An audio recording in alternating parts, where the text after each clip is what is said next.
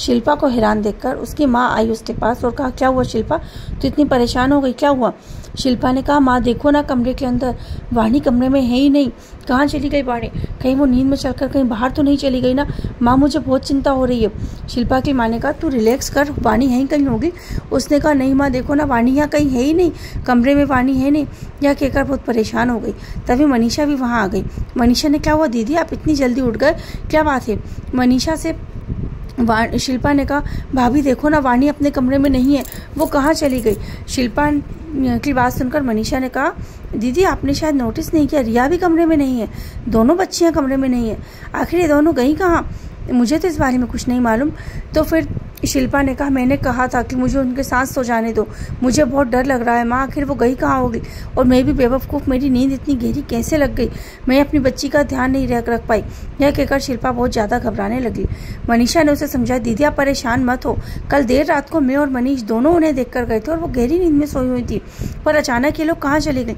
खैर आप चिंता मत करो, मैं उन्हें फ़ोन लगाती हूँ, रिया अपना फ़ोन लिए बिना कहीं नहीं जाती है। मनीषा ने रिया के फ़ोन पर ट्राई किया, तभी अचानक रिंग बजने लगी और मनीषा ने नोटिस किया कि रिया का फ़ोन तो उसके कमरे में ही पड़ा है। उसके बाद शिल्पा ने कहा, भाभी देखो ना, फ़ोन भी नहीं लग रहा है, क्या बात है? फिर उसके बाद अचानक से रिया का फ़ोन काटकर मनीषा ने वाणी के फ़ोन पर लगाया और उसने देखा वाणी भी अपना फ़ोन यहीं छोड़ गई है। तो अब तो शिल्पा बहुत परेशान हो गई और उसने कहा, पक्का ये नींद में ही चल के कहीं गई होगी और हो सकता है रिया भी उसके पीछे पीछे चली गई हो। उनकी ऐसा बातों को सुनकर अब तो घर के बाकी लोग भी टेंशन में आ गए।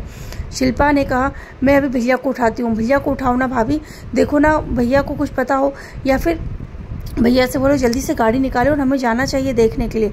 शिल्पा ने कहा, शिल्पा की माँ उसे समझाने लगी, बेटा रामपुर इतना बड़ा नहीं है कि वो लोग कहीं जा सके, तू चिंता मत कर, हम जल्द से जल्द उन्हें ढूंढ लेंगे, तू परेशान मत हो।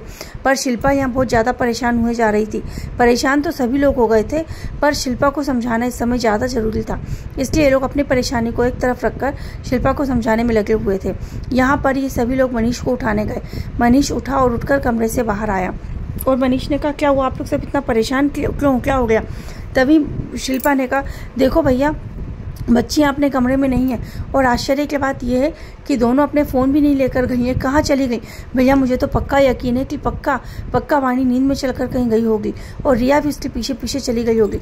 कुछ समझ में नहीं आ रहा भैया, मैंने आपसे कहा था कि मुझे उनके पास साथ सो जाने दो, मुझे देख लेने दो, यहाँ कैमरे भी नहीं है, जल्दी से मेरी वाणी को ढूंढ के लाओ, राजेश को जब पता चलेगा तो वो पता नहीं क्या करेंगे, मुझे समझ में नहीं आ रहा भैया।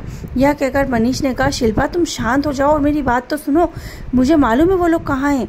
यह कहकर सभी लोग आश्चर्य से मनीष को देखने लगे। उन्होंने कहा, क्या बोल रहे हो आप, आपको पता है कि वो कहाँ है? मनीष ने कहा, हाँ बाबा मुझे पता है वो कहाँ है, मैं तुम्हें बताता हूँ, सुनो हुआ क्या। कल रात को मनीषा बच्चों को देखने उनके कमरे में आई और उन्हें देखकर मनीषा ने मुझसे कहा कि मैं गेट चेक कर लूँ कि गेट ठीक से लगा है कि नहीं। मैंने गेट को ठीक से चेक किया और जाकर कमरे में सो गया। मनीषा की गहरी नींद लग गई थी। जब मैंने देखा कि सभी लोग बहुत गहरी नींद में सो गए हैं, मैंने भी सोने की बहुत कोशिश की, पर तुम्हारी बात बार बार मेरे मन में आ रही थी कि तुम्हें बहुत चिंता हो रही थी कि बच्चे ठीक से सोए होंगे कि नहीं, कहीं वाणी उठकर कहीं चली ना जाए। यह सोचकर मैं रात भर सो ही नहीं पाया। बहुत रात को बिस्तर पर करवटें लेने के बाद मैंने सोचा कि मुझे नींद ही नहीं आ रही है। यह सोचकर मैं सोफे पर आकर बैठ गया। सोफे पर बहुत देर बैठा रहा। उसके बाद मेरी कब नींद लग गई मुझे पता ही नहीं चला। मैं सोफे पे ही सो गया। सुबह मुझे बच्चों ने आकर उठाया। सुबह के कम से कम 4 बजे होंगे। 4 बजे रिया ने मुझे उठाया और कहा, पापा आज आप यहीं सो गए?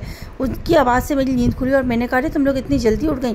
तो रिया ने कहा, हाँ हम लोग बहुत जल्दी सो गए थे और इतने थके हुए थे, इतनी अच्छी नींद आई कि हम लोगों की सुबह इतनी जल्दी नींद खुल गई। अब आगे की कहानी जानने के लिए सुनते रहिए कहानी का आगे का भाग, नीम का पेड़। Thank you.